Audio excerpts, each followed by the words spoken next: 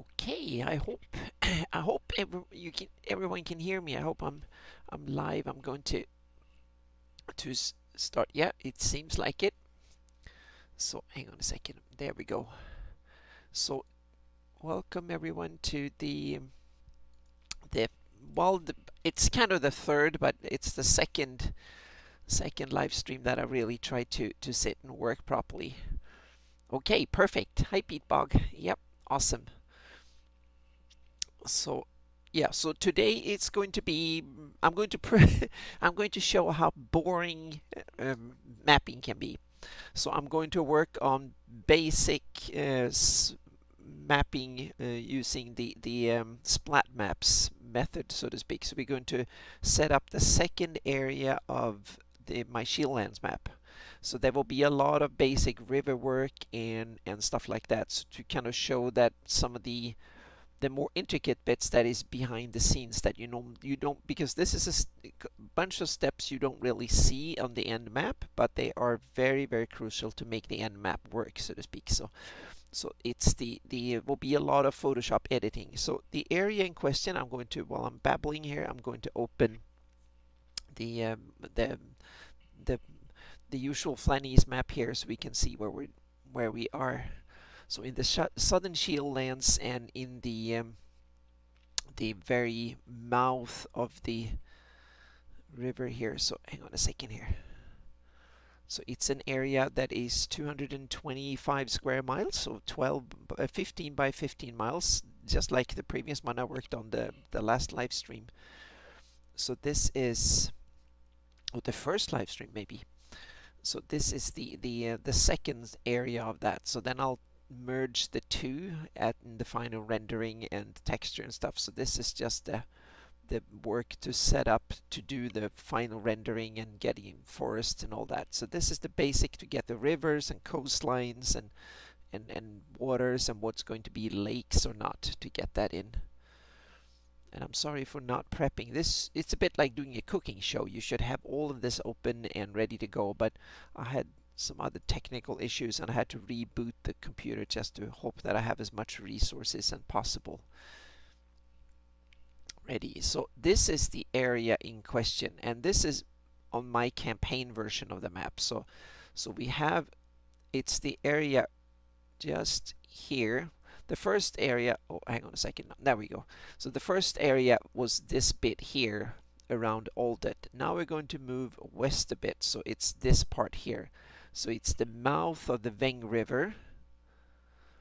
So we have the northern branch of the Veng River north of Skragholm Island, and this coastline here, and what I call the Soite River, but it's the or Center River should be. I've misspelled that. Okay, good. I need to fix that. So that's let's do that as the first issue of the day to make sure I'm horrible with all my typos and stuff, so I need to change this. And these names are not anywhere near official, so bear with me. These are names in my campaign, and they're not even official in my campaign because I haven't really used them yet. So I'm trying to get the feel if I like them or not. So I'm going to fix that. And we're going to do pencil here, and then I'm going to, there we go, make a new line here. And go in and click on that.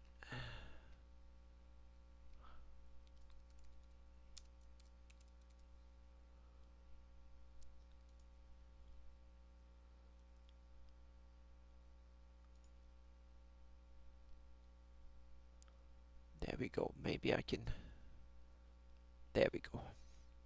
And my campaign map is not something I plan to print, so therefore I use even smaller fonts and stuff than it is on the public map. So a lot of stuff here is really small. I work with like 2 points and sometimes even below, because this is all going to be used digital. And let's see here. Do I have some other river name. There we go. Graphic style. Okay, that one. Okay, there we go. Okay, it will do for now. It will do for now. It's only my own campaign map, so it doesn't matter that much. So I'm going to save this while I'm talking. So this is the area in question, this part here, and I've done the basic render, and in the basic render I got this, the basic splat map, and this will just tell all the world machine in later iterations of this process, so to speak, what is going to be what type of texture. So the blue here is water, and then you have brown here are bogs, and this is like tall grass, and then you have like a little bit more kind of less dense grass, and then the gray here is gravel or rock, and this here is sand, and this is just something I rendered in World Machine. Now I need to go in and tweak this and add and more character. I need to make sure I paint in all the rivers, because the rivers comes as a special mask, and I've put it in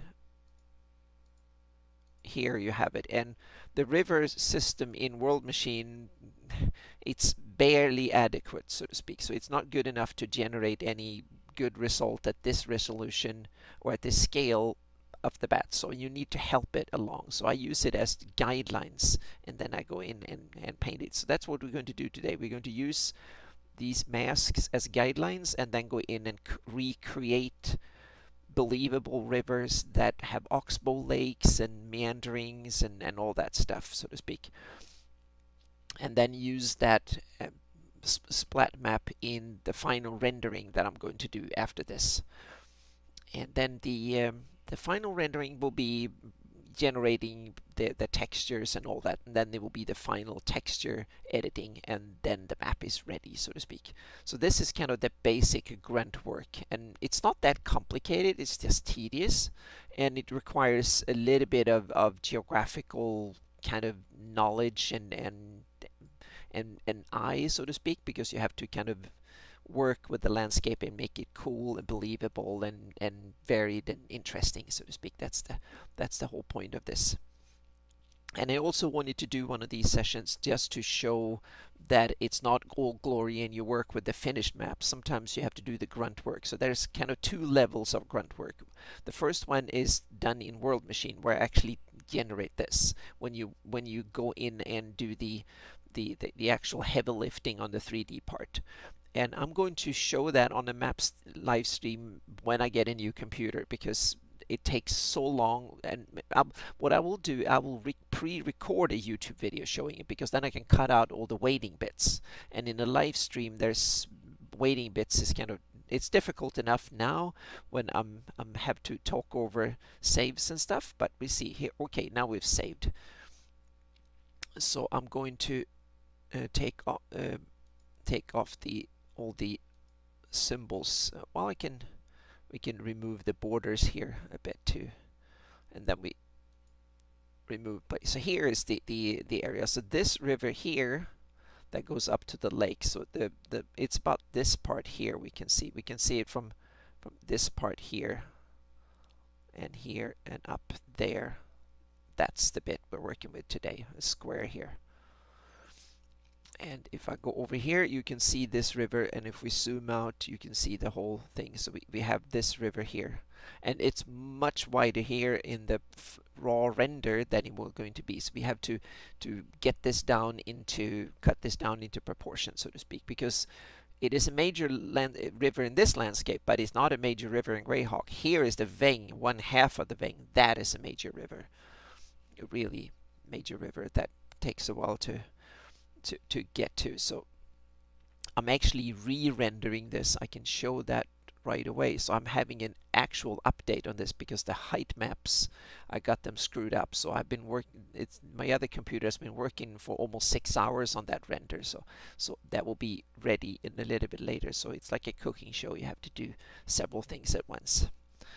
So I'm going to add the, we have the river mask, and now I'm not multiply, lighten, so we can put the what world machine, where world machine thinks that rivers should be, as a guideline, so to speak. And then I'm going to open the another of my tools is Google Earth, because we can look at some of this type of landscape in the real world and use it as a sort of an inspiration and a guide. And there are many rivers in the world that meanders and stuff, but the problem is that in a lot of countries in the modern world, these rivers are being hydro they've been dammed up, they've been adjusted. So if you take mighty rivers like the Mississippi and other rivers like in Europe or North America and large part of Asia, they've been so controlled and so restricted and stuff, so the natural flow has been kind of, you can sense it here in the agricultural landscape. You can see parts of it being around here and there, but I want to go for something more rough and something more natural, less regulated. And then we need to go to countries that are less developed, so to speak. Yeah, managed. Yep. So the and Africa and South America has the best, but the problem with Africa is that satellite photography in Google Earth is so bad. So I think South America is better. And why not look at the biggest of the rivers of them all, and that's the Amazon, because this is basic physics. So every river works roughly the same. So what we need to do is just start looking here for, first we can look at the really big flow, and this might be something to look at for the Veng later on to see. And you can see some of the problem here, that you have lots of overlapping satellite photography that is taken in different areas, different times and stuff. So during different times of the year, different light conditions and stuff. So it's kind of tricky. So you have to kind of you don't get any good concise results, so to speak. So you have to kind of look into it. But you see a lot of these kind of leftover parts of the river. There's a lot of these kind of wetlands on the sidelines here. You have these smaller rivers coming in, and that creates a lot of these kind of interesting features around the river. And I wanted to create some similar types of features on this river here, but do it in a much smaller scale, so to speak. Maybe 1/20th or 50th of the scale versus the Amazon River on this. And the landscape here is fairly flat. The surrounding hills and stuff. Let me turn on the shading here. You can see, you can barely see the shading. Here are some areas that are a little bit craggy and hilly, but this area is almost predominantly flat. There are the occasional peak that sticks up here, but they're a few hundred feet, maybe 500 to 800 feet or something like that, the tallest. So this is basically a river that flows through a fairly flat landscape. There is some banks on the sides here, but that's about it. And the lake system starts up here. And I also my idea is that this river was once much mightier back some thousands of years ago, whenever the last ice age was. So the lake and the river system is, half of it is it left over from the ice age. So this river valley here is much wider than it needs to be in today's shieldland, so to speak, in like the 570s to about the 600s, or where most people's campaigns are playing out. So it's a smaller channel here with some leftover oxbow lakes and stuff like that, and some old remnants of previous versions of the river. And then some of these lakes here will we have to turn them into bogs, and some of them just into flatlands. So that's the exercise of the day, so to speak. So yeah. Yep, exactly. Slow water and wide, shallow river. Yes. Yep. And meandering river. So it's basically, the whole thing here is, it's hardly much inclination at all, so to speak. So the lake up here are only a few feet higher than the near div, and this is the near div it flows out into. So that means that it's no big waterfalls or anything like that. So basically a whole range, like 20-mile long wetlands flowing in and out of the near-div, so to speak. So depending on if the near-div raises up in spring, then the flow might stop altogether and it becomes a stagnant wetland. And then in the summer and fall, when rain starts, or late summer and fall, rain starts again, and the near div probably has fallen a little bit in level, then you get more of a flow. So the flow can be seasonal too. So some parts of the year probably very stagnant, other parts of the year the water flows much more. So let's get started with how to do this. So I have added the river mask here, and I've given it the blend mode of lighten, because this I can do the normal again. This is just a black and white showing where World Machine thinks that there should be rivers, and it is kind of, yeah, it's there as a guide. We can't really use this mask as it is, but it's just a guide. And you can see there are missing parts and so on. Some of it is due to overcomplicated 3D programming, and some of it and mistakes on my side, and some of it is due to limitations in the World Machine. Yeah, to some degree, I think, yeah. Yeah, yeah, I think we can look at what wetland, like the Florida wetlands, and there's also the wetlands in southern France. You have around the Volga in the Black Sea, and several other wetlands like that. So it's like a mini version of the but Florida Everglades is like one of the hugest in the world. This is on a much smaller level, but the principle is the same, I think. So I'm going to change the blend mode from on the river mask raw here to lighten, because then we get these white markers on top just as a guideline that we can do. I also have that's important to show here. We also have the previous splat map from the first bit, and the first map, the first area of Shieldlands overlap this one by a bit here, and this one is, we can tell here that it doesn't match. So I'm going to have to redo that part in the first area too. So yeah, that's interesting. What the random encounter tables, and yeah, crocodiles. That's interesting. I haven't really thought of crocodiles in the Nerdiv and up in this area, because I'm probably too European in my thinking. I'm thinking Flanny's too European, but I think you can definitely start thinking about crocs. Maybe the climate is a bit too cold for crocs up here. It's kind of, I have it as cold steppe, temperate, or it's clearly in the temperate zone, and it might be too cold for crocs and stuff up on the northern side of the Nerdiv. I would have it down in the Pomarsh area and stuff like that. Is probably the northern range I can see, if you compare to real world climate, where crocs would thrive, so to speak. So maybe the Nessemouth, hang on a second here, we can go back in here and take a look at the reference map and the player area, so we can zoom out a bit here. And this is where I've noticed that when I'm doing streaming, the zooming in Illustrator is kind of really tricky. So I have to do it slowly here so I don't crash anything. Yeah, so I'm seeing that we probably have it down in the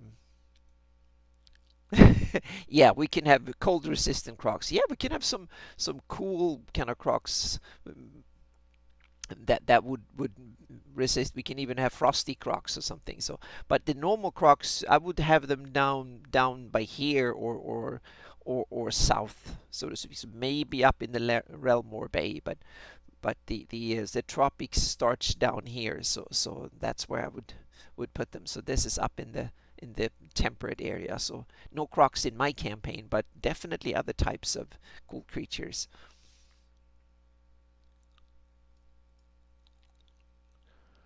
Okay, so I'm going to ignore, for the most part here, I'm going to ignore this bit here to begin with, because there are some mismatches, and that will be a project by itself, because I need to go back and forth and we can look at this and see. Yeah, there's some mismatches, and some of them are because I've actually changed things here. So I need to go back and redo this the the border areas here in between on the first area as well, the first square as well. And that's some of the problem when you develop this, when you work on a workflow. This is me testing it out, so that means that it's kind of, it takes a while, and there's some dead ends and stuff. And at first I wonder what this straight line is here.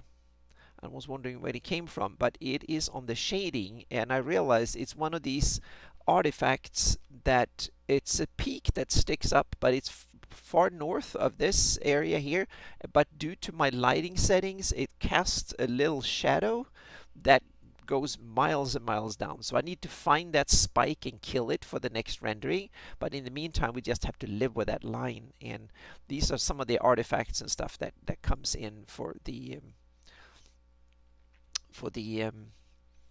when you do renders and stuff. You have to weed out the problems as you go, so to speak. So now I'm going to steal the color of rivers, and I'm going to use this blue color here. So I'm going to create a new layer, and I'm going to fill it with white.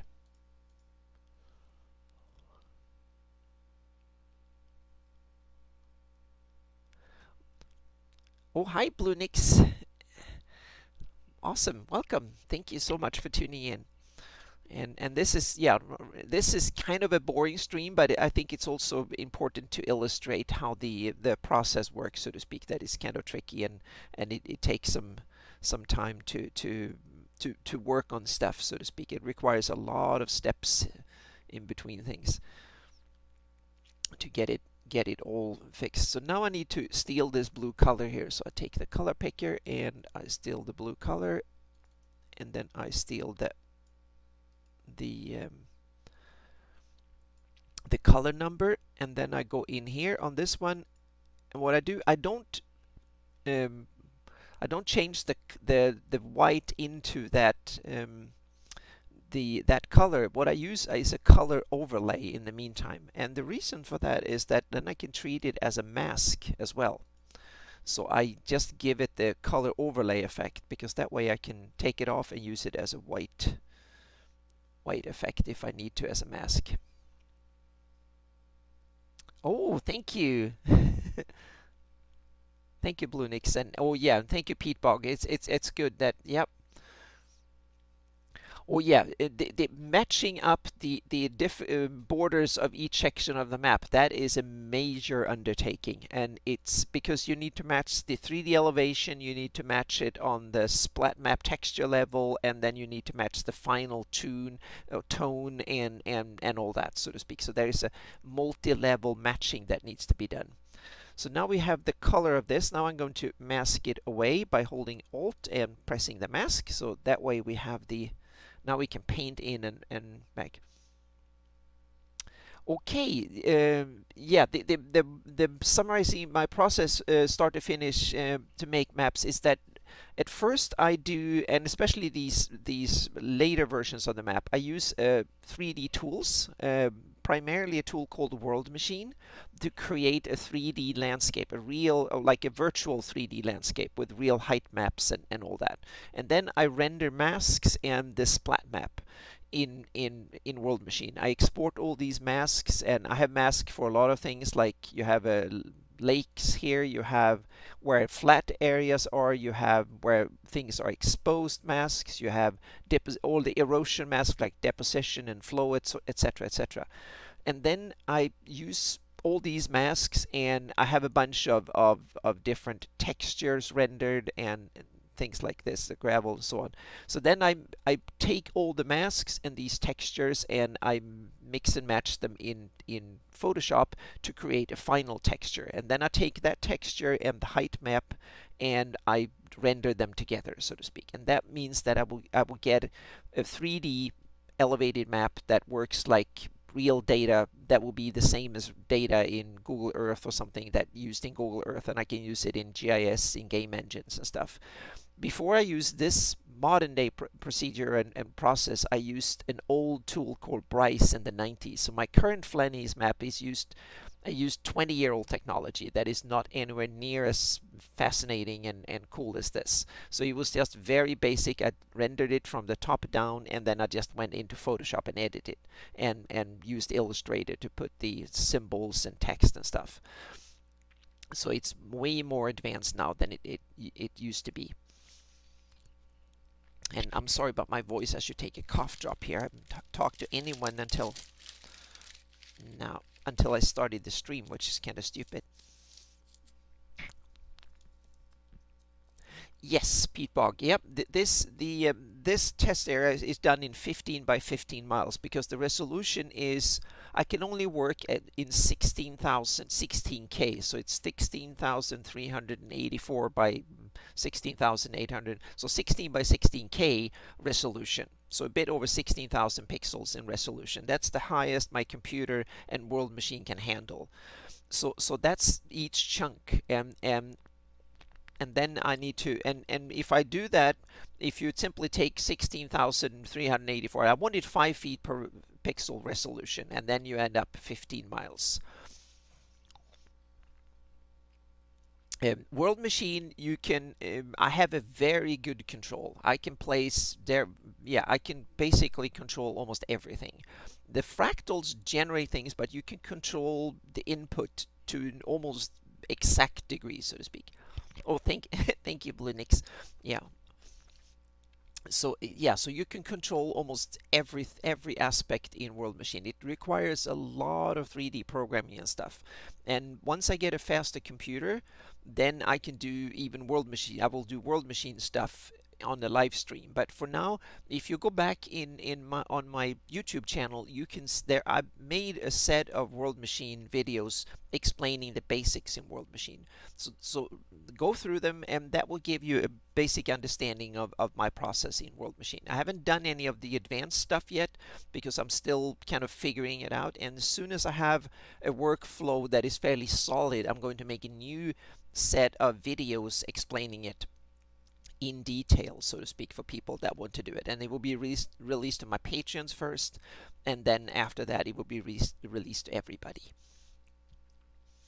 Okay, so now we have the masked off the new area, so we can go in and do rivers. And I'm going to ignore this bit to begin with here, and because we have redone this area, so I'm going to go back in and re-edit the first bit. Oh yes, this is, yeah, Pete Bog. There will be hundreds of these areas to cover the whole Flannery's map, so that's no, it's not going to happen with using this technique. So what I'm hoping for is, first of all, this is just a test to see if it's feasible enough. Oh yes, you can make cool maps like this, but it's a lot of work, and because this is kind of cutting edge, but it's getting easier. So what I'm hoping for two things. First of all, to get much more capable computers, and also that the software will be better. So instead of working on 15 by 15 miles, I might be able to work on 150 miles, or some 10 times bigger or something, or at least work on something that is in 30 or 50 or 60, maybe even 100 miles by 100 miles. But I'm also going to do my next test experiment will be, instead of going start at the ground level and work my way, start on the small scale and work my way to the other scale. I'm going to start big scale and then see if I can make detailed maps from it. So there I'm going to start with a resolution of 500 feet instead of 5 feet, and that means that instead of 15 miles I can do 1,500 miles in each square. And then I'm going to compare the two methods and see which one seems to give me the most promise, so to speak. So this is the bottom-up version, and then I'm going to test on Isle of Dread and Lindor Isle and stuff. I'm going to test the top-down version instead. Of basically using the same thing, but there's the bottom-up approach and the top-down approach.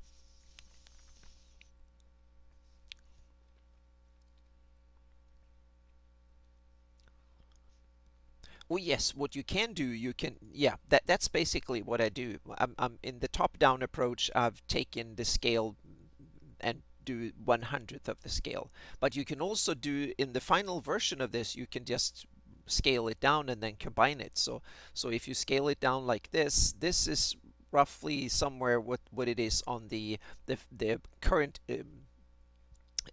Flanese, my current Flanese map. Instead of this being 16,000 pixels, it's probably somewhere around 100 pixels. So if I do that, if I simply scroll it down, so it's probably about 100 pixels, so it's about that resolution. So that will be, so what I will do is that I will actually take these final squares and replace the old terrain, primitive terrain on the old Flanese map with the end result of this in the meantime. And then it will be used as the map for my Shieldlands campaign. And it's also something I will try and do next year. I will try and, or in a couple of years, or maybe next year, we'll see how time permits, so to speak, and the result of this, to make generic versions of this and have a Kickstarter and make printable versions. So you can have like your jungles, your deserts, your plains, your whatever. So people can take this and make them their own for their own campaigns. Okay, so let's get into the nitty-gritty of creating the rivers through here. So I'm going to go into the mask here, and it's time to create a and I'm going to use not the brush, I'm going to use the pencil tool, because it's much more, because when I'm working in a splat map, I want solid colors. So I want not much, there are some gradients in here there, but I'm going to remove them at the end because I want solid ones. Because one of the other purposes with the Splat Map is to be used as a guide for masks in game engines in the future. So okay, so now I'm going to remove the river stuff here because we don't need it for the actual kind of the estuary here. Yes, I can, yeah, you can basically, I can create the whole Flanese if I want, but then the scale will be probably somewhere in the round of 2 miles per pixel or something like that. So you can do the whole world in one world machine rendering if you want to, but the resolution will be very, very low.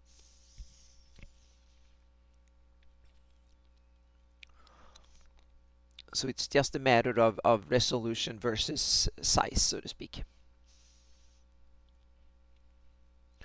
Okay, so now I'm going to see what we get here. We have a little bit of shape dynamics or scattering. I'm going to keep some of that, and I'm not going to have any texturing or anything on the brush. So now you can just paint in and start thinking, and that is probably a little bit too big. And the good thing with having it like this is that now I can just use black color to paint it away and white to paint it in. And that means that I can create a little bit of a delta here, and I can kind of work with. But I'm going to leave that for fine-tuning at the end, so to speak, and get the river roughly like this somewhere. And then we can have it dividing up. But this is probably too early. I'm thinking we can probably have I'm going to take all this, and the first decision here is to look at where should the river start and the lake. And I'm actually going to say that up until about this point here, this is lake, and it could probably be, because I like these islands and what's here already, so I don't want to mess with it. But probably from around here something is where I want the actual river to start. So I can start painting in and say that we can have river from this point here. And so I can actually paint over the blue here and replace it with river. I'm going to create a mask depending on color, so I'm just going to select here color range and click on that and reduce it like that. now I don't paint over any land by mistake, so to speak, so I can easily fill in the, so there we go. Oh, hang on a second, I should have deselect, I should have done that and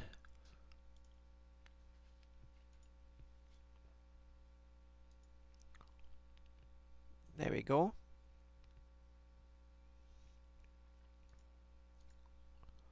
So now I can, the good thing is now I'm automatically restricted, so I can just fill in, let the river kind of fill in the river here and say that okay, that's the area of the river. And now I'm starting to think, now we need to look at some of the, I'm looking at here and start seeing that these, when they flow out into things, they are fairly, I'm surprised how clean these lines are, so to speak. They're so clean that I often find them boring at times, so to speak. They're both boring and interesting at the same time. But as soon as you zoom in, you start seeing that they're not that. This is the kind of the scale we need to look at things. So if we look at it here, we can see that we have some there is a lot of interesting flows in and out, and you have these side channels and stuff. And now I need to make sure that we are far enough inland so we're not affected by tides and stuff. But no, we're not. I don't think tides go all the way that up. So we need to start thinking. And now I'm going to get the river mask on here because we have some rivers flowing in from various other areas here too. So I'm going to say that I want to have like a lagoon here, and then we have the river, and we can put in, make it a bit smaller here.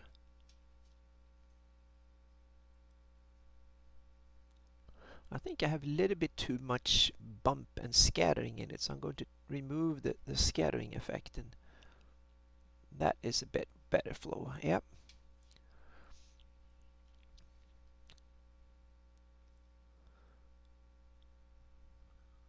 Then we can have some sandbanks and stuff here, and then just work with this. Now I don't need the river mask again here, so I can just, and then I just need to make an arbitrary cut because this is the lake texture and this is river, so I can just make a line here and say that from here we do the cut off here. That's something I have to work with after the final render. I have to paint over that little ugly bit that might appear here. So now I'm going to see what we can do here.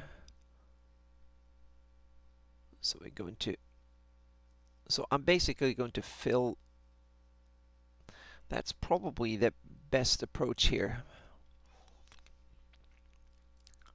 Start first to simply make the major flow of the river and then add the details afterwards. So I'm just going to say that okay, this is probably the width I'm happy with, roughly this width at the end, and I can make it a little bit bigger here, and then just go in and say that this is where the channel, and then work with the tweak it one way or the other, and then add side flows and add all the details and stuff.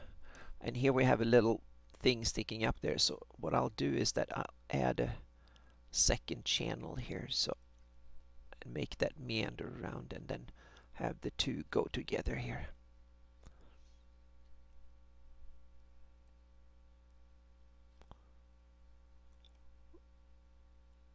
And then make sure there's not, the corners should not be completely tight. There should be a little bit of roundness built in here, so I'm going to just let it meander through here.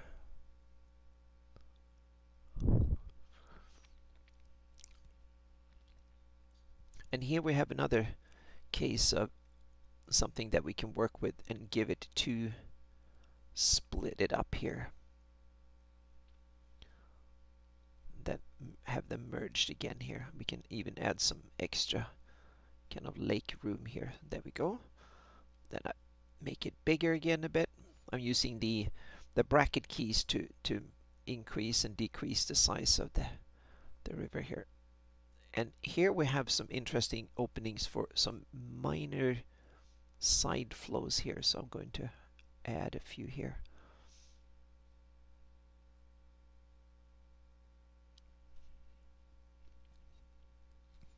And then go back in size again.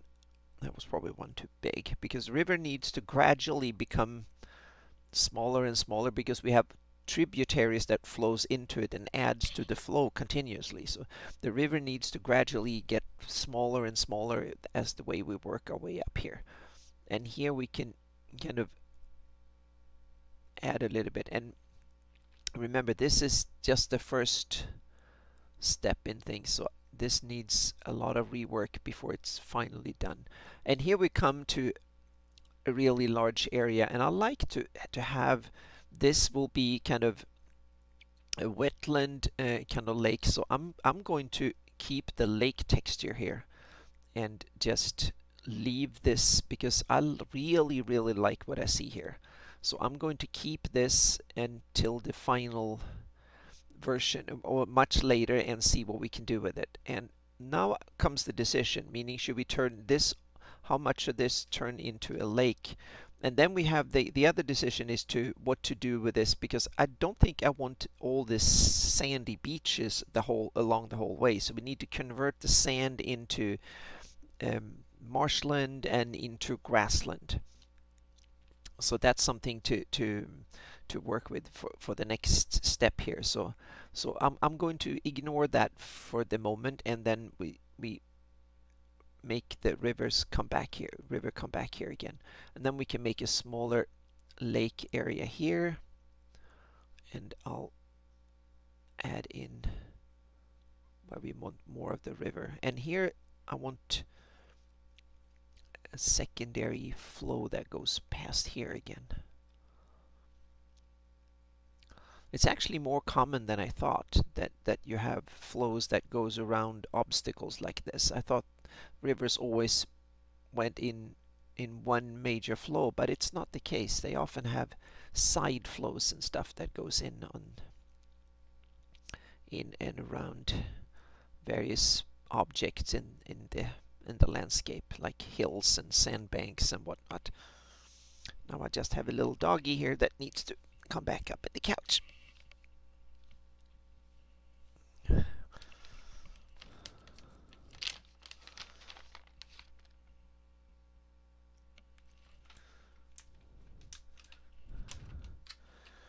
Okay, so I'm going to work my way up here. I can tell by the number of viewers that this is boring, and I can attest it is boring. It's one of these necessary evils in cartography. You have to kind of work with the very basics.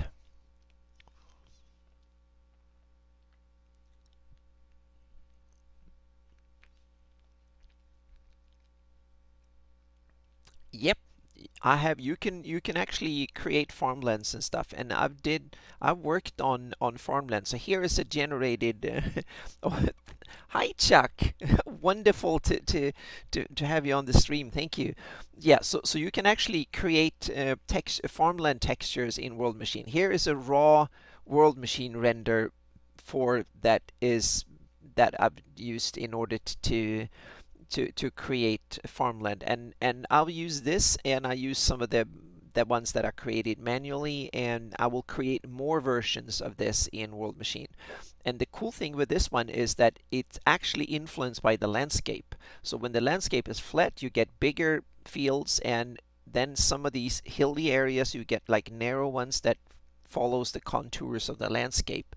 And here is a kind of a craggy area here that doesn't generate much fields at all, so to speak. Well, thank you, Pete Bog. Yeah, it is a narrow, literally a narrow interest to do this, so to speak. But a lot of people are interested in the result, and that's the cool thing. So farmlands is something that we need to look into and work with, and it's a chapter of itself. So I definitely need to do more videos and live streams and blog posts about the farming aspect, because not only the farming textures per se, but what is fantasy farming look like? Meaning, when you have druids that can cultivate the fields, it is like medieval farming, or does it have other aspects to it that we didn't see back in the day, is it kind of some version of today's slightly like a slightly more industrial um, form of agriculture, like magically enhanced, or stuff like that you can kind of tweak, make it some interesting aspects of it if you start thinking about it. And I'm always overthinking aspects like this. Here we have some interesting little sandbanks here, so I'm going to make the river go over here and then work my way into them a little bit later here. So, and now I'm going to make the river 1 pixel thinner.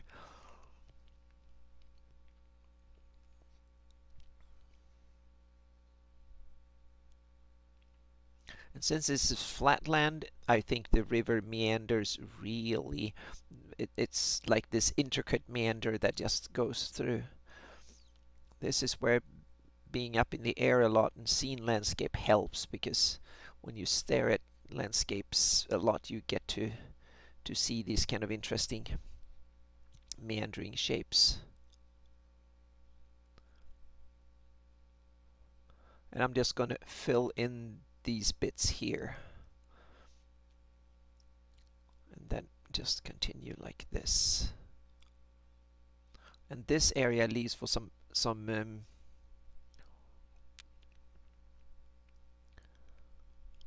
okay, we have a little bit of a disturbance. I hope I haven't lost you. We'll see here. Okay. I get a little bit of lost frame rates. Hopefully you can hear me. So, yep.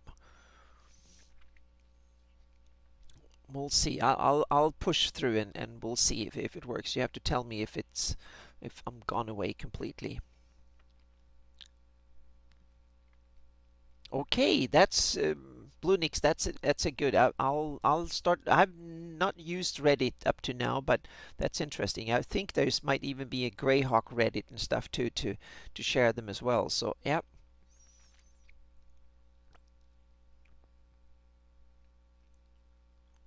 And now I'm going to round it. I don't really like that bit there. It was kind of. I need to have it more rounded a bit, but okay. I'll live with it for now, and then I go in here and I create the river in here. Hi Troy! And so I'm working on rivers on the Splat Map and stuff today, so it's kind of boring basics today. So I'm going to work my way up here, and then we need to tweak. We need to start thinking about the shorelines here will be the next to get this sand fixed into whatever we want it to be. And I'm starting to think that maybe we can, somewhere around here, we should have the lake. Here it becomes lake, so to speak, so we can kind of widen it. Or maybe we can do it like, probably continue to here, roughly around there. There we can start the lake. So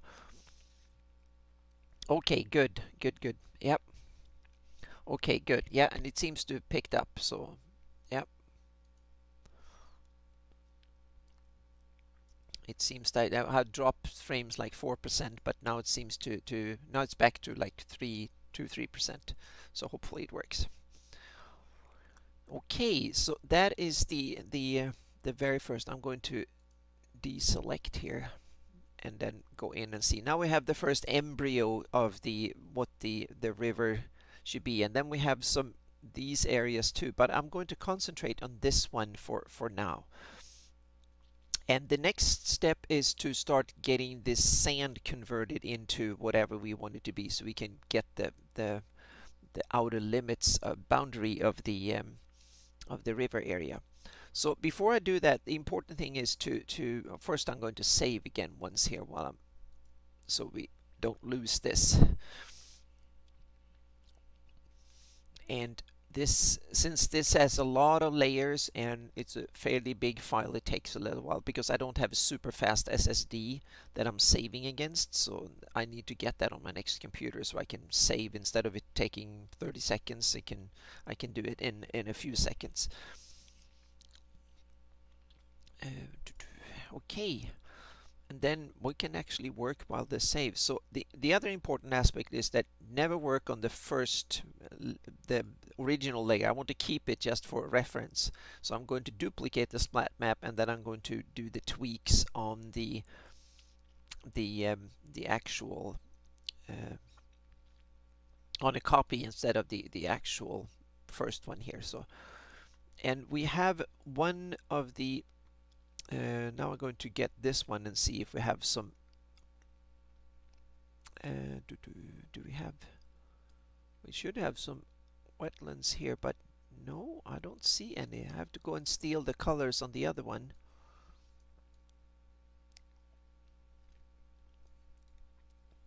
Yes, no, I can't see any. I have to steal because I have one for swamps, but I'll skip that for now a little bit and see if we can, what we can do here. So I'll skip that one.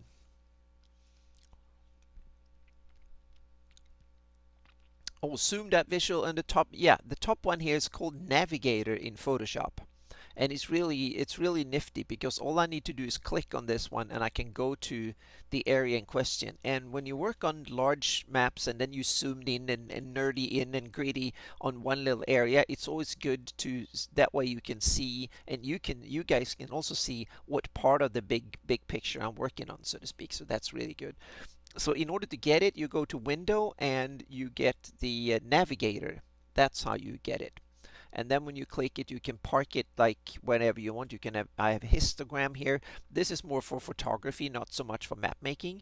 And then I have the navigator here, and you can have properties. So these things are docked, so to speak, so you can dock them where you want to.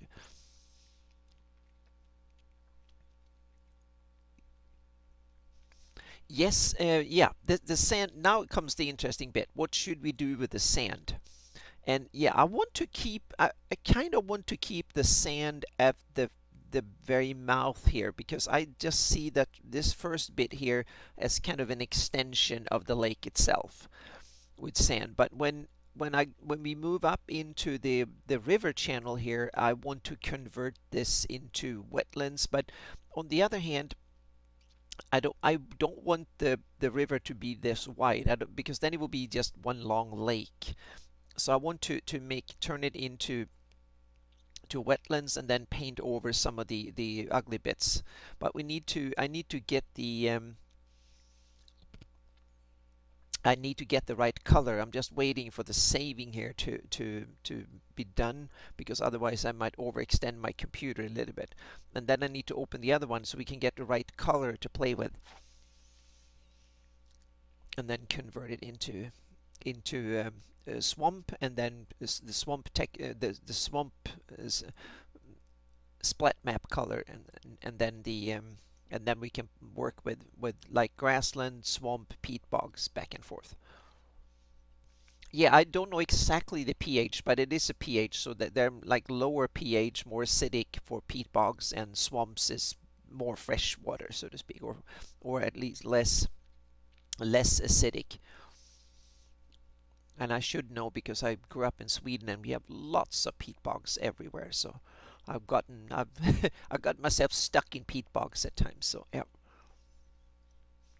yeah, yep. It's yeah, bogs are yeah, swamps are usually but in colder climates you have both swamp and peat bog, and often if they get old and stale, like old lakes and marshland swampy areas, when they get less inflow and start drying out, that's when they usually turn into peat bogs, and then slowly they're just turned into soil after a long time.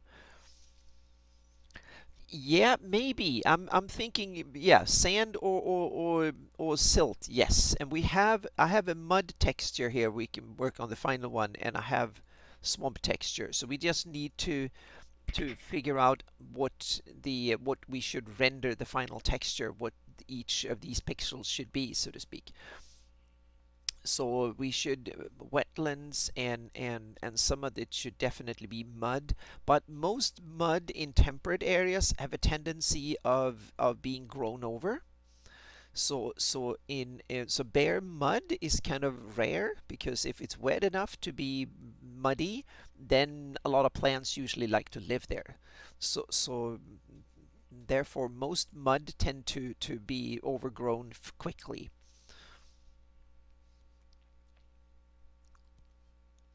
So you find mud in tidal flats and some of the areas where they get washed over and it might be too harsh for vegetation to be there, so to speak, because plants don't like to be fully submerged often. So that's why you can have a lot of mud flats and stuff in tidal areas, especially like in the Great Britain and stuff that you have high tides, you get a lot of these kind of mud flats and with a lot of quicksand and stuff in. Hmm. Yep, yep. You get like all these poor people in Germany and Belgium and stuff suffered. They had to a lot of uh, mud to do, but mud tend to a lot of like especially in areas like this. If it's standing mud for a long time, it's probably overgrown. But hi, Peter Callan. Wonderful. Thank you for coming. Unrealistic obsidian and beaches. Yes, there are areas for that too, and I'm thinking there are some cool up in let's go over here, and I'm thinking if we go to and here we have another navigator window again, the same. When I'm thinking about cool stuff like that, I'm thinking over here on the Isle of Lost Souls is it's interesting because there I can see a lot of these kind of cool, out of the ordinary stuff come in, so to speak. Yeah, you can have iron oxide beaches that turn red. Yes, I thought about that too, and one of the that's one of the reasons that I'm calling this area in the east of here. If we move over east, and I'm going to zoom in here, there I call it the red coast for that very reason because this I chose a red color of the rock around here, so that's why I wanted these beaches to be of a red hue for that very reason. So that's why I've named in my campaign this the red coast, and maybe this one was carried over to the public map too. I'm not really sure if I've been that brave yet. So that's something I want to. But here it's kind of on the muddier, grayer side, so to speak, and over here is more red. Okay, so now I need to open the and steal a color here. So I'm going to open the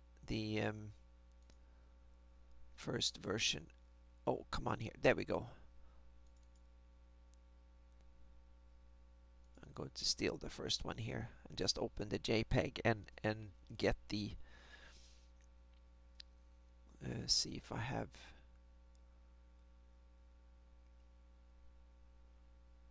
splat map adjusted.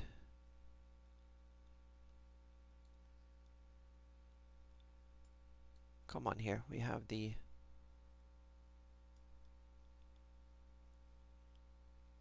that one. I'm going to open that one and then yep, yep, I made the big Flannies map. That's mine as well. Yep, that's how I started to create this. So this map of the Flannies, that is a kind of a retake on the Darlene setting map for Greyhawk. I wanted a more detailed one for my own campaign, so I started that in the late 90s, and so I started work on this one in 98. And so I've been working ever since. So I've been working on this one for over 20 years. So it's probably about 10 but more than 5 years of full-time work on it, so to speak. And it is, yeah, there's thousands of place names and stuff like that. This is not the public version. There is a public version on it, and let me post the stuff in the URLs in chat here so you can find it. You can download this. So I'm going to get the, come on here. There we go.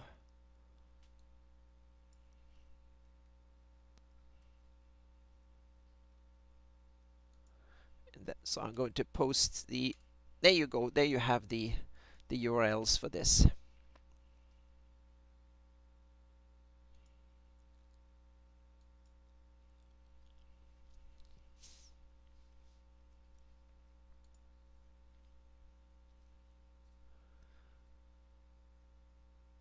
Okay, so yeah, so this is the map that I've been working on for years, so to speak. That is probably my most known work, so to speak. The stuff that most people know me about. This is the later stuff that is newly done.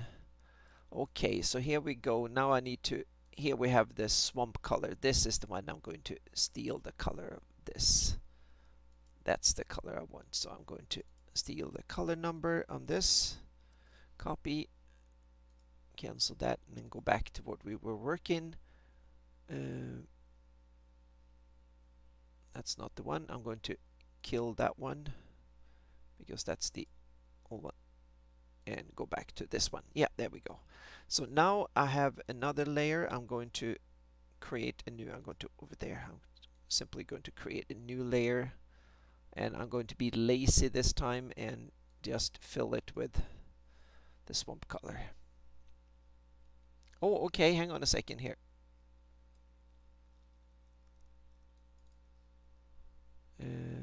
Okay.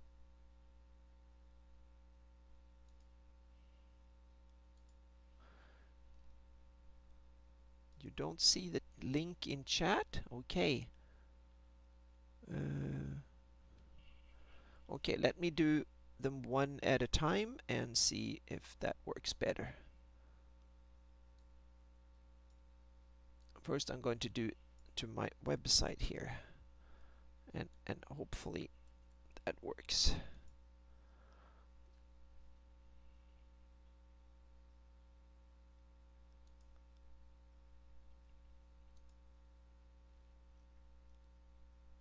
So hopefully you can see that.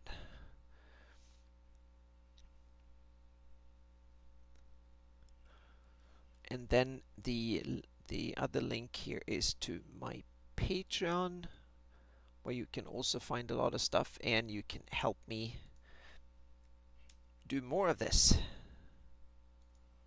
There we go.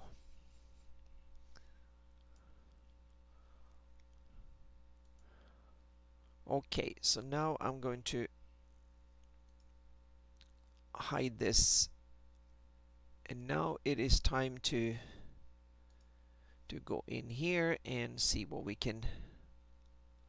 It's all swamp. Yep. Yep, it's all swamp. So now we need to go in and first we need to add the area for where there is lake, so to speak. So I'm going to select color range and lake here.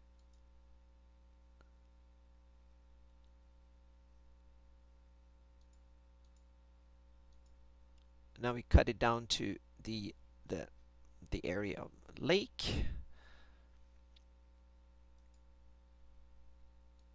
So I'm going to apply the layer mask, and then we need to decide how much of, so I'm going to make this, see what we can convert the sand here to the add that to it. So I'm going to click on this. Hang on a second, we should have, now I'm going to undo apply layer mask. What I'm going to do is I'm going to duplicate this layer so I have a copy of it first, and then I'm going to apply the layer mask, and then I'm going to delete the layer mask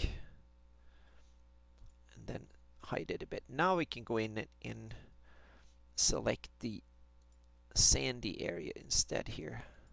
And now I'm going to increase the coverage just a little bit here. Oh, that's probably to do it like that.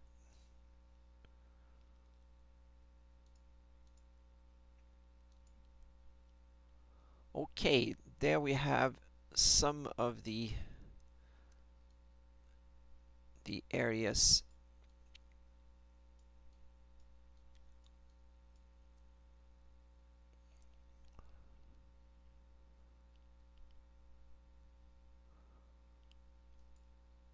And now I'm going to duplicate this layer again and then hide it, and then I'm going to apply this layer mask, and then I'm going to take these two layers and I'm going to merge them, and now we have something to start to work with here.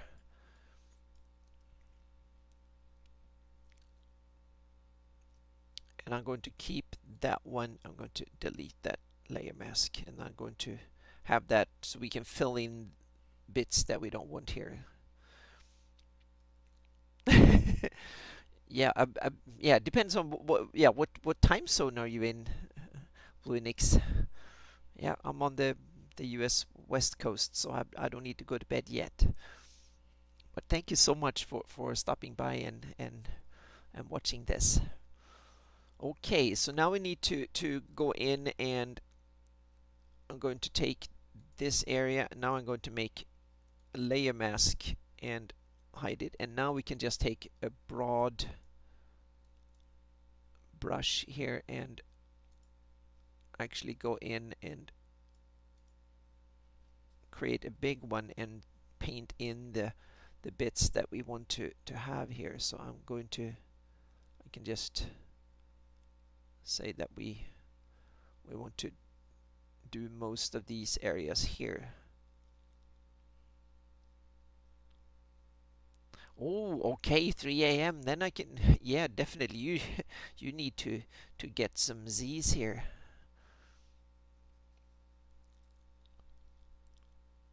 So I'm going to, and I'm probably going to keep some of the sandy areas here, but I'm going to make these make them. I'm going to remove some of these kind of subtle. I want to convert them into. I'm going to keep these here and then convert some of them to grass.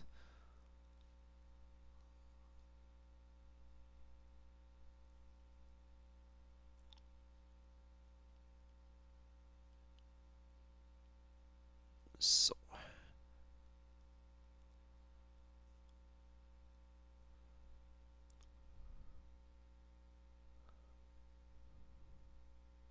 well, there was an opening there, so let's convert this then. Okay, and then we can convert this to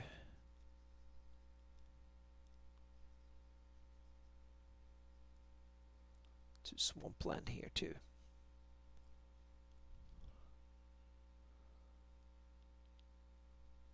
Okay, thank you for stopping by. So yeah, and there will be more. If not, then there will be more next week. I might do one on Friday too. It depends. We'll see. But now I'm going to just paint over the big ugly bits here. So get in and add these kind of wetlands here.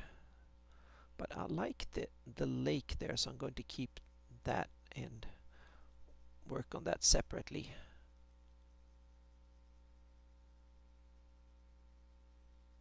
And I can do a much bigger brush here, so just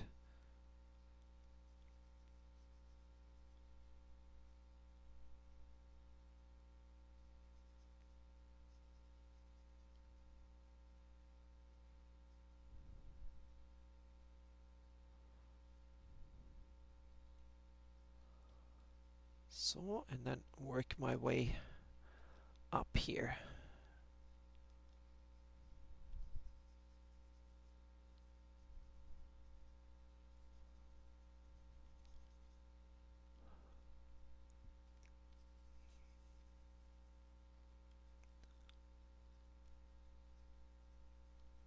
And the good thing is that this is non-destructive, so I still have all the original information at the bottom, so I can go in and select again if I want to redo some of these back into little puddles of lakes and stuff too. So therefore I can be kind of broad. So this is kind of you never get the final version right away. You have to kind of work with things bit by bit. But now we have the definition. I'm going to paint over these kind of halos in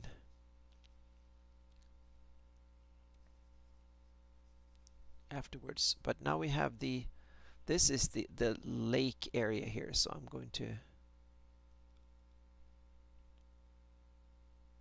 something like that and then work with this. Oh, thank you so much, Combo. I'm so glad that you came in. So yeah, time to rest. Okay, so good night, Chuck, and I hope you get better very, very soon.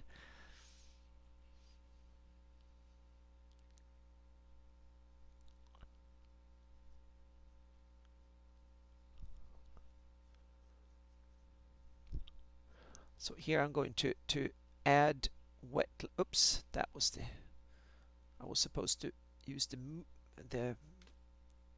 move key here instead. So I'm going to add wetlands on the side of the lake, and then we have to figure out exactly how big I want the lake. But I can go, and then the same thing here. We can convert this into. I need to. Yeah, good night, Chuck. Maybe I'm thinking maybe we can. I kind of like this. Maybe we can have like a sand. That will be kind of cool. So maybe I'll keep that because it is kind of cool to keep it. So maybe I was thinking maybe we should have sand here.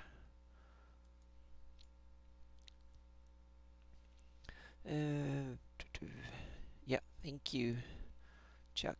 Yep. And sleep well.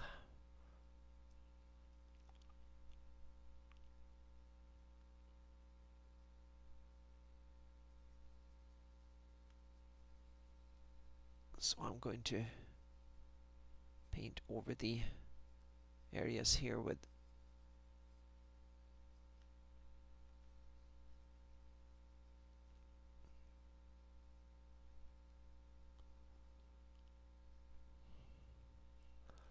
it's always tricky when you start doing this because in the beginning you feel like you make no progress whatsoever, and then so I'm not really sure how we'll tackle this. So we'll see. It might be I can have some leftover. I have to look at different terrains and examples in the real world to see how to tackle this.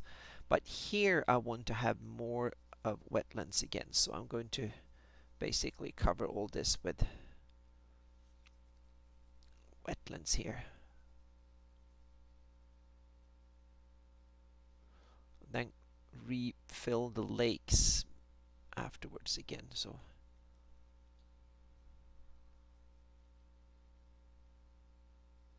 and remember, this is just to put it back into World Machine to render the final textures and stuff. So then there will be a lot of added fractal noise and variations and stuff to this afterwards. So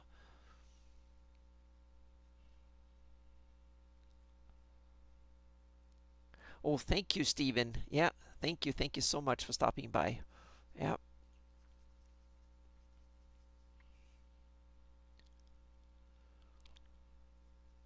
So I'm going to work on turn this whole valley into river valley into a big wetland, because I think that's one of the in a fantasy world, since there's much less probably in most areas, probably more, at least in Greyhawk in these areas, less of, meaning you don't have a lot of the modern agriculture and you don't have dammed up rivers and stuff. So a lot of this is probably should be way more natural and wild in its state, so to speak. Yep, the sand here from this area comes, I think, primarily from the last ice age, when this was a bigger river. So then you had a lot of sand, probably moraine and stuff like that deposit here, because this was a much river, much bigger river. So what we have today is like a leftover trickle, so to speak. Yep. So it will be, yep. So I have it, and then you have the silt and stuff that accumulated afterwards. But I think a majority, this one was kind of dug out in earlier times, and what we see is a smaller version within it, so to speak. So that's why we have to take some of these wetlands and convert it into grassland, and some of it into bog and stuff. So it's kind of a probably a four-step before we're done with this. So I'm going to get some of the... So next, after I've done this and removed, I'm going to remove these kind of eerie ghosty things, and then I'm going to get some of these small lakes and stuff here on the side that I'm just painting over. Now I'm going to reinstate them again and get them back in, so to speak, and then go about roughly to about here.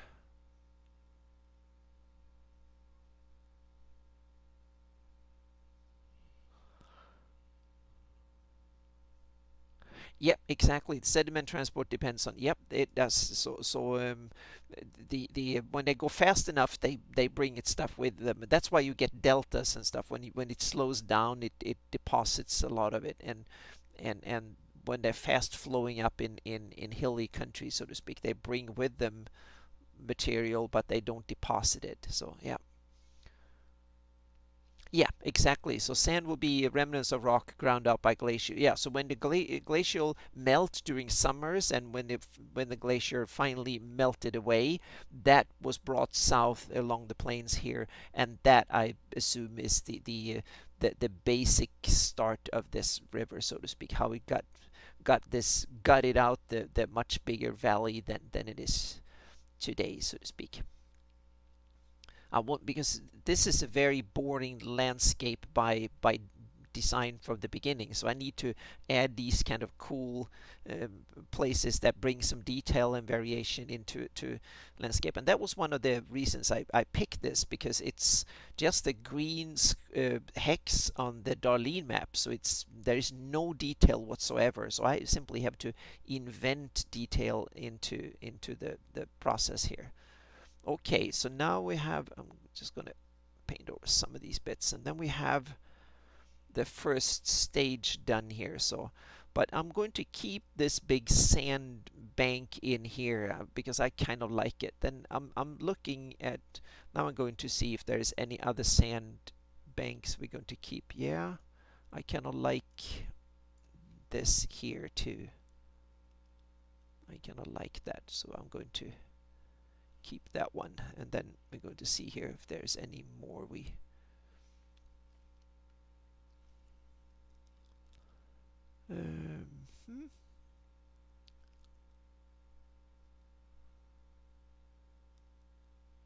and if, meaning this is not final, we have the splat layers under, so we can go back again, but I'm going to now go in and take this and remove it. Oh, come on here. That was not what I wanted to do. There we go. Take that one and add a mask, and then use this layer on top here and just start at the bottom and then paint over these kind of ghost lines on the sides here. I can have a little bit smaller pencil here and then just get rid of... Oops, hang on a second here. I need to get the... now I need to start thinking. I need to take the...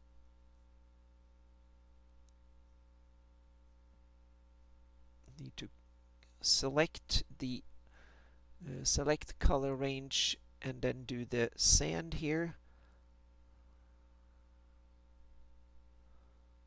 Cancel and make sure I don't have any. I'm on the right. Yeah, I'm on the right. Select color range and then select that one and be more inclusive here.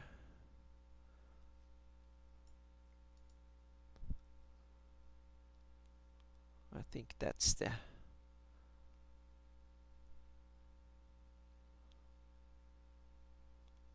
no, that will not do it. Selecting these things are kind of difficult, so what I'll do is that now I need to be a little bit I'm going to, this requires, what I want to do is I want to select all the areas that are all this sandy, but I want to get all this, I want to select these areas, but I want to deselect all the greens.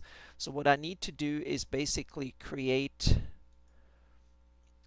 two layers that I select each of these. So what I do, I'm going to explain this as I'm doing it. It's sometimes hard to think and do at the same time. So I'm going to create two white layers, and then I'm going to mask them off for the green. That was not the right color, so I'm going to do this, and there we go. And just create a white layer and select, so there we go. And now I'm going to go here and select the dark green. Select color range and dark green, and then reduce it down so I just get exactly that color. So probably about 30 or so will probably do.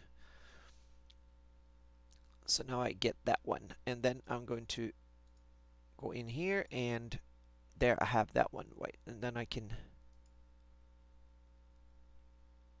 apply that layer mask and then hide that layer, and then I go in here and take white color, and now I take the brighter green that is like short grass kind of thing, and I'll take that one, and I need to select the right layer and then select color range, go in here,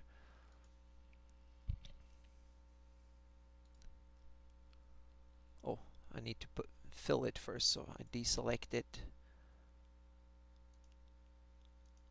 and then fill it. There's probably a better way to do this, but I'm not really aware of it, so I'm sometimes I go overboard because there are things I'm not really aware of in Photoshop that I should be. Yeah, it's probably not even a mile. It's probably half the wide is about a half a mile across or something like that. So yeah, the widest bits there are probably about a mile. Yeah. This whole thing here is probably about 2 miles. So yeah, so the widest areas here are probably about a mile. Yeah.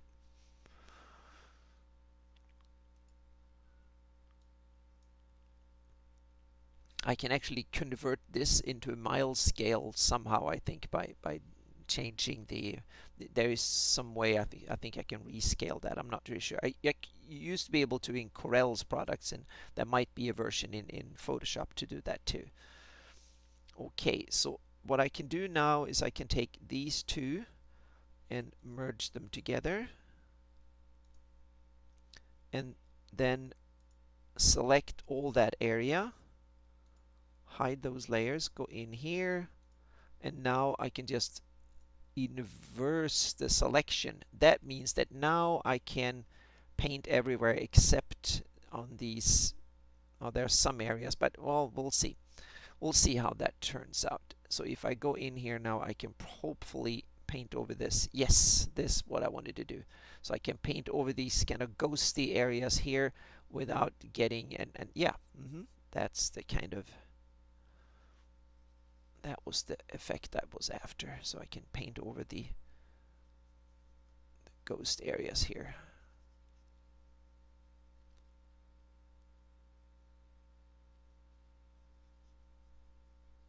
And then go back, and I should probably do this. There we go.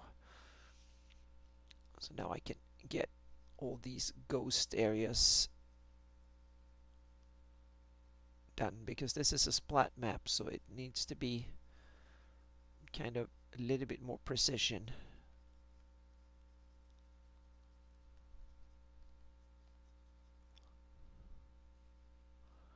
then work my way up here.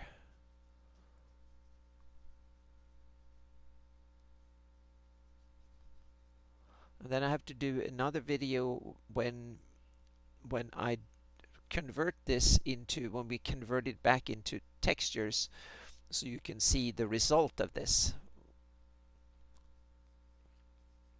Because just looking at this is not that much. But what is cool is that you can use this both in game engines and in GIS and stuff as a kind of a biome map. So if you want to have a detail map and like a hex scroll map, and you can see, okay, this is wetland, this is wood, this is like grassland, this is forested, etc. That way you can get precise for those that want to have that style of play where you can kind of figure out exactly what a certain hex and stuff is. So you can get that type of map out too, and it matches the final results. So that's the kind of the cool bit. So I'm just gonna be kind of rough here, and then just go over these bits. And now I should remove some of that, and then because I want to keep some lake there. So no, paint over here and keep that for, and then do some refined stuff around that sandbank there, because it would be kind of cool to have it. And then make it a little bit darker, so it would be like moraine or something similar, like these rounded boulders that are piled up after an ice age kind of thing.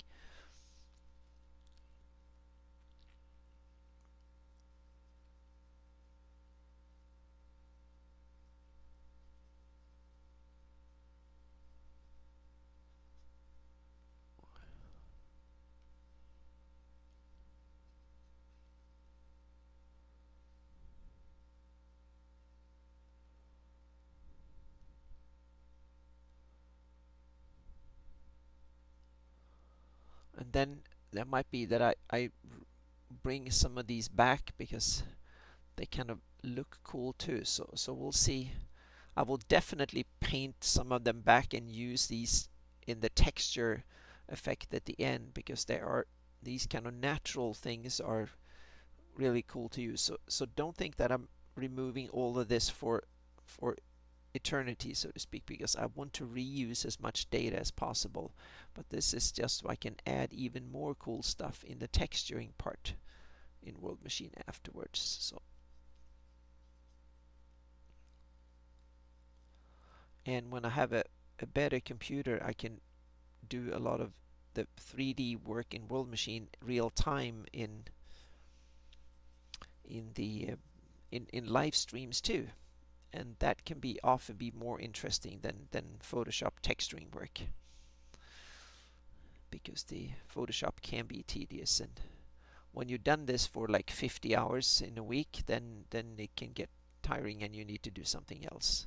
But for some weeks, it's some hours, this can be cool, and you can watch Netflix and listen to podcasts and do stuff like that too when you do this type of work, because some of it is kind of tedious, brain dead work, but some of it requires thinking, and some of it is very straightforward, tedious fill in the little bit. So I'm going to work my way up here,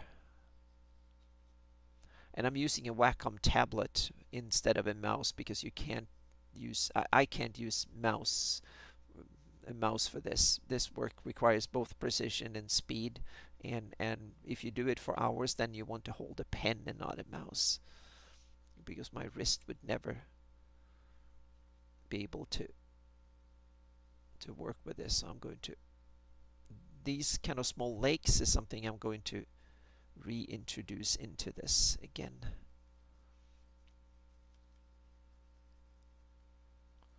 And I'm also going to add more of oxbow lakes and little small remnants of previous rivers and stuff. That's going to add that in here. There we have some artifacts there, but I'm going to leave them.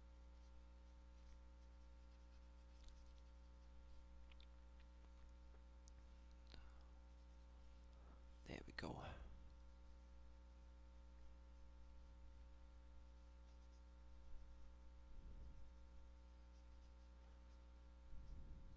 And this is also so I can get the other areas, because it's only the areas that are below sea level, so to speak, or the level of the near div in World Machine that get these beaches.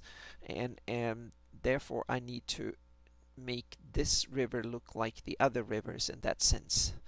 So that's one of the other reasons I need to kind of tweak this. But I like the beach effects on the where I want beaches, but it's just that I get some beaches in areas I don't want them. So that's why you need to tweak it. It's sometimes, and when you do it in Photoshop, you also get a lot of variation that is hard to program in 3D. So in Photoshop you can put the artistic touch to it. So it's kind of a balance between engineered and programmed and fractaled, and then on one side, and then the artistic side on the other. So it's always a balance. So okay, now we can look at it. We'll take off these marching ants. Okay, there was some areas there, so I reselect and then go in here and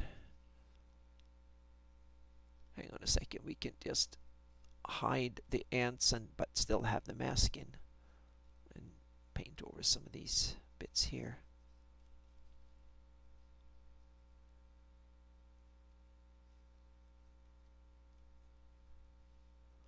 Okay, here we have some bits there, some bits there, little bits here.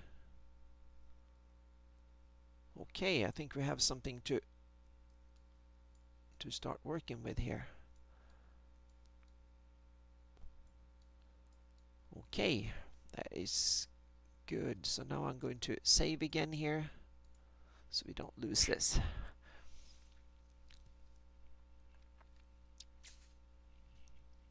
Okay, so while this is saving, I'm going to next step is to bring back some of these lakes that I painted over quickly and just get them back, and then add some other cool cool little oxbow lakes and various other stuff in here, because it looks a little bit too clean when you only have one river channel like this. I want to add, and add some small ones from these little lakes here, and add into it, and others in here too. And then there's a lot of add the small rivers that flow in from the sides here too. We have all the river mask raw here, so we have these rivers here that needs to be added in. So I'm going to work on that and add oxbow lakes and stuff. Yeah, I think that I can probably do the splat map stuff here is probably about 10 hours or so of work all in all. And this one is a little bit trickier, because this is at first that I'm experimenting with taking it from basically coastline and making it into river delta, so that takes a little bit more. So probably about 15 hours of work to get the splat map ready for the final render, to render all the textures and stuff. And then to do the render of the textures, that's probably another 12 hours or so. I can see this one has gone 7 hours and it's like 80%. This is not really even. The last bit here takes a little bit longer, so I think the last render took 14 hours. So it's somewhere along that. So probably 14, 15, sometimes up to 18 hours to render this area and render the final textures and or the raw textures, and then go in Photoshop and basically do this same thing we do here again, but with the final textures instead of the raw splat map.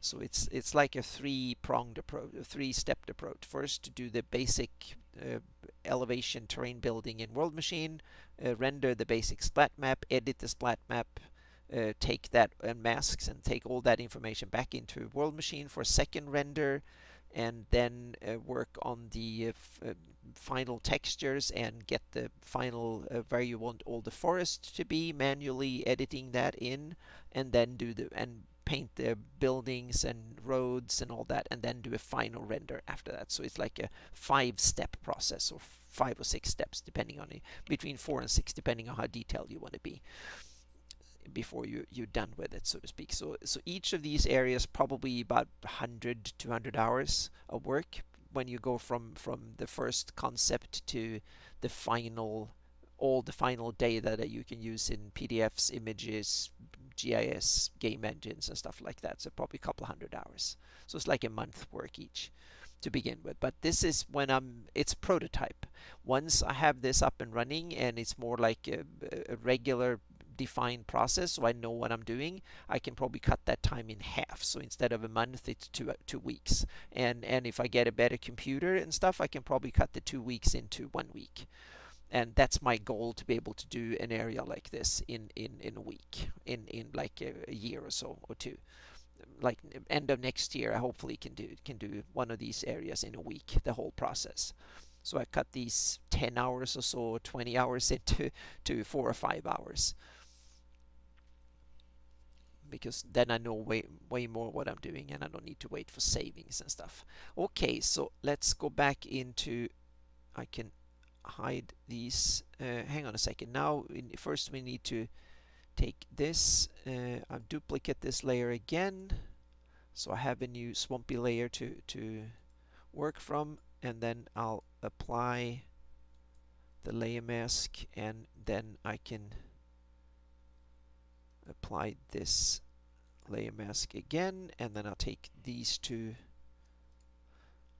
merge layers. So this is the time when I sometimes would like to work in white rather than, because then you can just use the color overlay, because that way you automatically create a mask. But if it's a pure color, you can go in and put a white color mask on top of it, so you can work one way. That way it's easier to see. So now I have this part. Now I'm going to hide that for a second, and then I'm going to go in here and I'm going to select all the blue areas, the lakes here again. And first I'm going to deselect, and then I'm going to show extras, and then select color range, and then go here, and then we have all there we go. And then I'm going to take that one and hang on a second. I always remember that I should always create the masks first. So I go in here and delete the layer mask, and now I can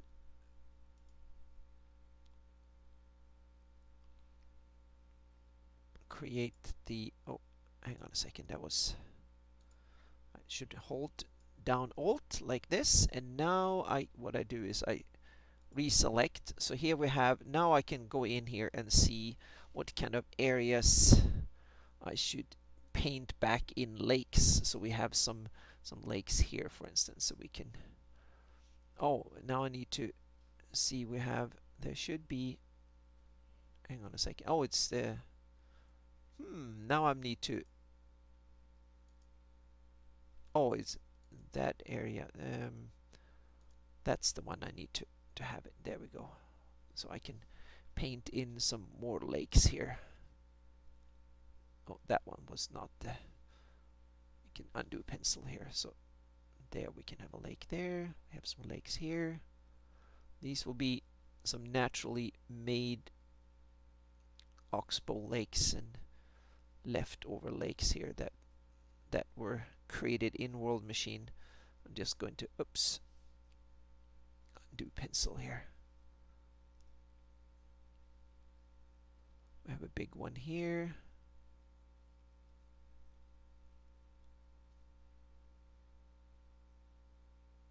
Oh, that one didn't work.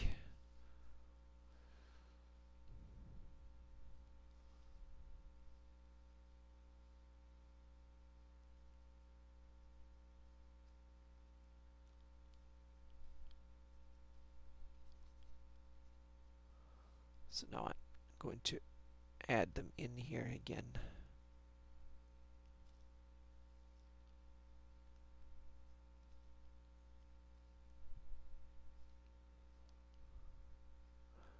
So that gives a good start. There's one there. We have one here. No, that was too tempting, but that's not the, I think we're couple in here, there. Can add one there, here. That's about it. Okay. So now I can deselect this again. Okay, so here we have a start with a few more lakes. So now it's time to start being creative and fill in some more bits with where we want them. I'm going to concentrate on these this bit here first, because here I have an area where I'm starting to get the feel that we have a good definition here, and then I'm going to work into the more difficult areas to go with. I start with. Sometimes you should do the opposite in mapping. You start with the most difficult ones to see if you can actually make it work. But in this case, I'm going to start with the easiest areas, because that way I can be quicker. And now it might be a good idea to start looking at some rivers again and see here if we can find some interesting. If we go here and take a look here and see if we can. This one, I don't get the sense that. What about this one?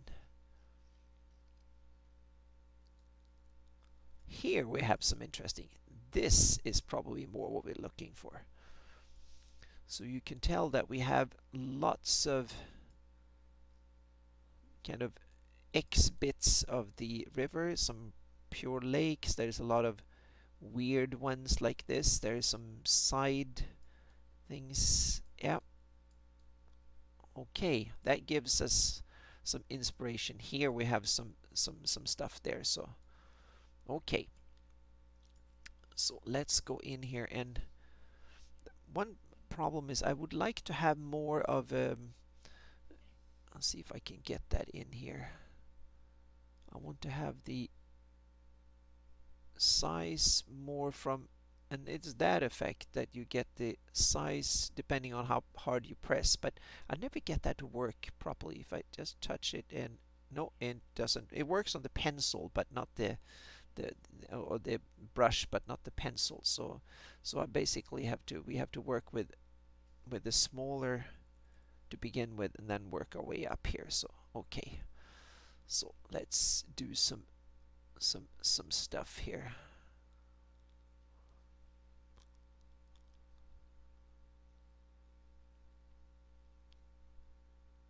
Just add some like that, and then what you can do is that you can go in and paint back and forth a bit. That way that's a interesting way you can do this, and then you get lots of little details like that when you just remove and add and remove and add a few times. That creates kind of interesting. Here I think we can have like a bigger, that can be in here, so we just add more here, and then we start removing some stuff, and then we add some stuff again, and then like that, and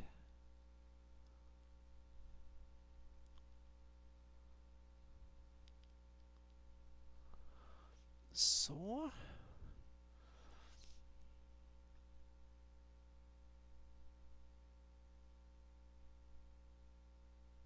I'm just gonna add in some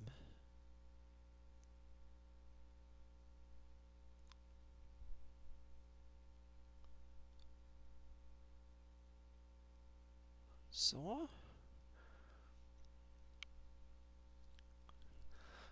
just keep adding swampy bits and various lakes and stuff, and then just dot it away, and then add some, and the important bit is to change the way you use brushes and stuff, so you don't get exactly this. Otherwise you start getting repeating patterns and stuff, and that's kind of, you want repeating to some degree, but there is like endless variation in nature, so you have to somehow mimic that. But the good thing is that this will be texture that applies to this on top of it, so that means that this is just the data that will be used for World Machine to generate the final textures, and then there will be a touch up on top of it. So with those two layers, I think it can be kind of believable enough, so to speak, to be really interesting. And also, you can't doodle forever, so you have to kind of put down your brush and actually do things. And we can kind of connect some of it to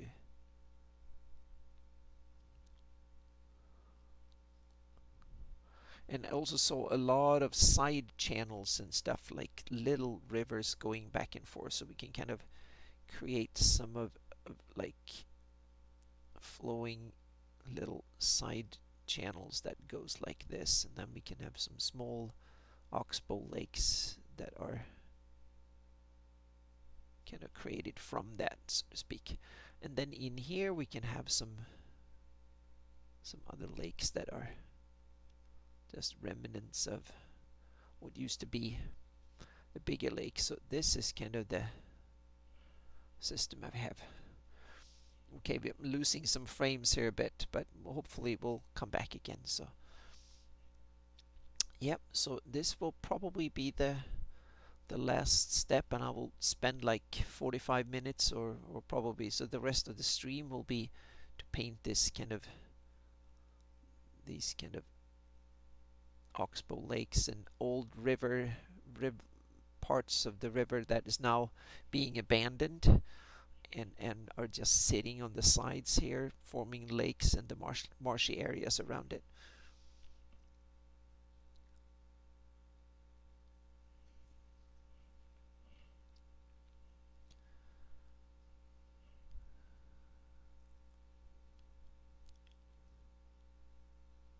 So this is kind of removed from the actual act of playing D&D and stuff, but once you have the final map, it's kind of, for me, it's a huge plus to have a really detailed area map where you can put in and say, okay, you're going to have the characters are going to, parties going to travel across here, and there are a bunch of orcs hiding or trying to catch up on them and stuff, so, or hiding from them, and where do you put an ambush, and they have to kind of go and scout out the best, easiest place to cross over, and where do you put a keep, and where do you build a road across and stuff like that. So there's a lot of these things going on that you, this way you can kind of, that will be on the map in the terrain itself rather than just described in text form.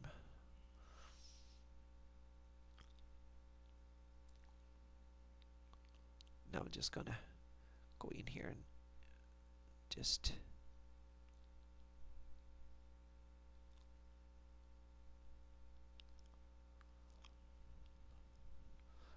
okay, keep creating little lakes. Here is probably big enough that we can kind of make another little lake here. And then we create some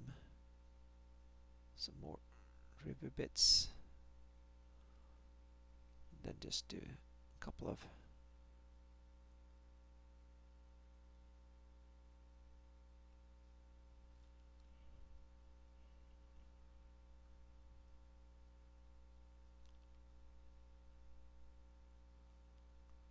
keep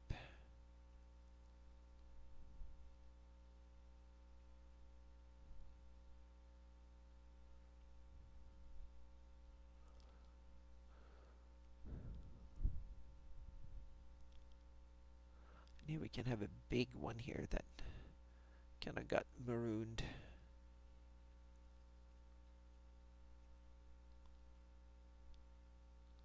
We can have another part of the river here that has been, can keep that longer and just add some other bits here, paint over there. Okay.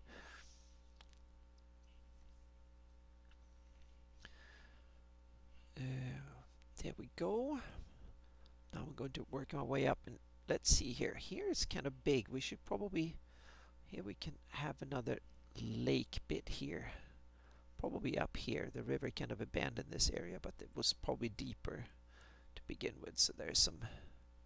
We can also put the river mask in. Okay, we have it. There we have it. So I'm going to just paint over this bit and get some oxbow lakes, and then we can add another lake on part of this river in here. There we have in the marshy areas.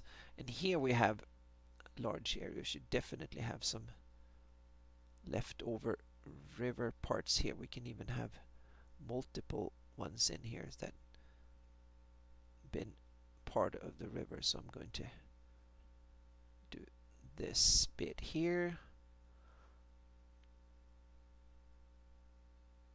and then I'm going to go in here and cut it off at a couple of points there.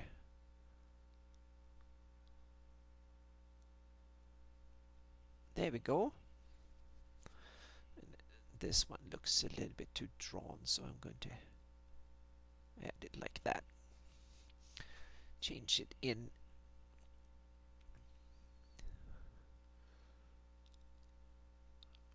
And here should be another remnant of the river here.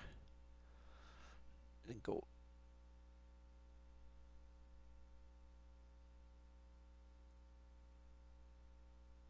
there we go, and then add some small bits and tiny little lakes in there. There we go. And then add some other bits here. Remove some of the bits. There we go. And we have some areas here that need some attention to. But now I'm going to save again just to be sure. And I also need to rest my hand a bit. That's the other thing. When you worked for like 2 hours holding the Wacom, you need to take some and stretch your fingers and stretch your hands a bit too, because otherwise it gets you start injuring yourself if you work hours and hours and hours grasping the tools like a mouse or something. So I'm just gonna stretch for a few like 2 minutes here while I'm saving it up. So okay, so now it's been almost 2 hours, so I'm probably going to cut it in about 10 minutes or so after doing this, so it can be a little bit of a wrap up. So I hope this has not been too boring. It's kind of one of these crucial steps in order to create a realistic landscape. You need to do these steps to really do it. I hope that in the future you can have tools that can do this automatically, but those tools are not there yet. So you have to kind of help the tools to create the ultimate realism, so to speak. And also that way, this is also it's one reason to do this is to create real cool realism. The other one is also you get ultimate customization. So if you have like a detailed map from an adventure module or something, you can use this stage and really go in and paint the river exactly the way you want it, and you can get a lake that has exactly the dimensions you want, and they can be placed exactly as far away from each other as they are, and the same thing with forest areas and stuff. You can really place things exactly where you want them. But in this case, there is no module set in this area, and the only official map we have from published sources are the Darlene map. And then there are some other LG maps from the Living Greyhawk campaign, but they are so rough and so large scale that this is just a blip on those maps. So that means that it's basically up to me and up to us now to fill in the very details, so to speak.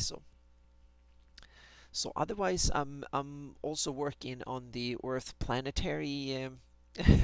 Oh, Mitch Kendall, hi, welcome. So yeah. Oh, thank you, wonderful. Yeah, so yeah, I'm going to keep it up a little bit, but it's kind of and I will do more of these live streams, so there will be like one or two a week. That's my plan to keep doing this. So I'm working on the river delta here. So this is Southern Shieldlands, and it's going to be a 5 feet per pixel detailed map at the end. That's the the end goal, so to speak, to have an area map that is good enough to basically run outdoors adventures as you would run dungeons adventures. That's what I wanted to use it for. So there will be more takes on this in upcoming weeks, where we go from taking this back into World Machine, render the textures and stuff, and then start working with the final one. So okay, thank you so much. Yeah, this is kind of it's tedious and fun and interesting at the same time, so it's kind of cool. But I'm starting to like this, what we're getting here.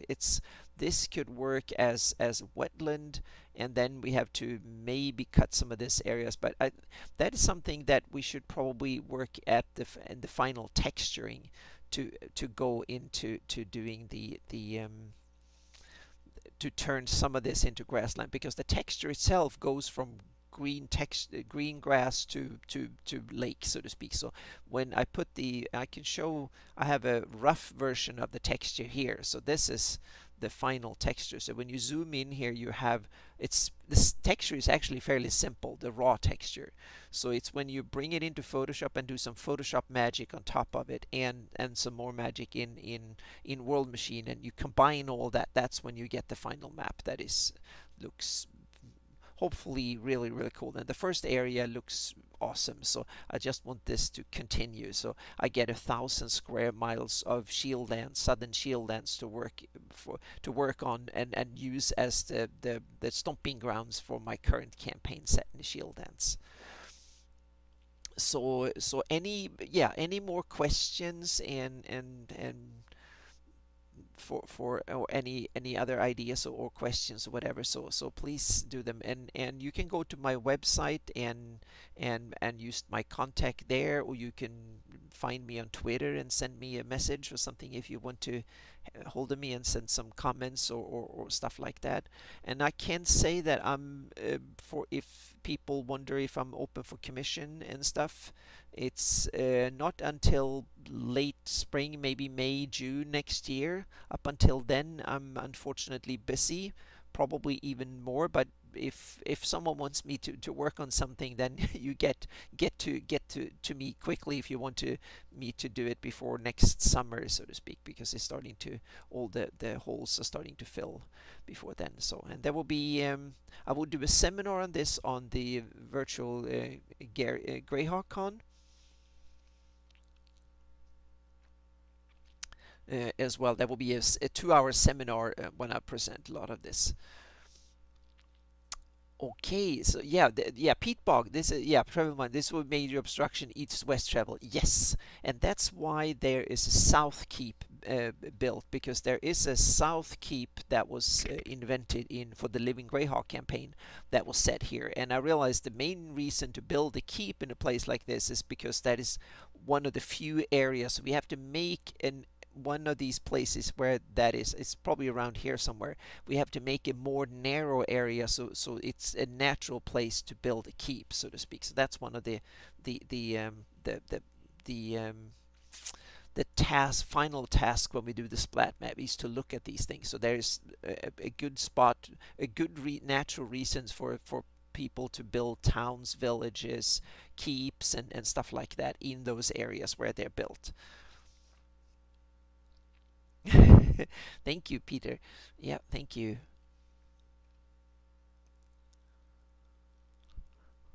So that is the state, and there's some holes here, but I like the sandbanks here, so I'm probably going to keep it and see what it comes out from, and do some test rendering and work on that part. And these white artifacts is just where World Machine put the rivers originally, so to speak.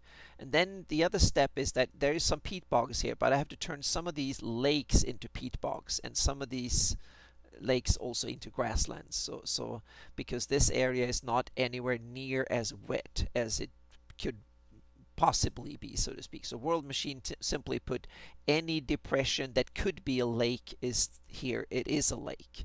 But since this is a semi-dry or kind of mostly open grassland, so it's not that wet, that means that a lot of these lakes here need to be converted to bogs, and some of them need to be converted into grassed over areas. And some of these will also be forested, because bogs, when they dry out first, the spruce and pines and more hardy trees will start growing on it, and then as it dries out even more, even regular trees will eventually grow, and then you will have like copse of forest will be the last remnant of the lake, and then and the bog, and as it all dries out completely, it will be replaced by a grassy flatland, so to speak. So it's kind of a cycle. It goes from lake to bog to partially overgrown bog to wholly overgrown, kind of almost no bog at all, just more humid in the ground, and so on. So yeah.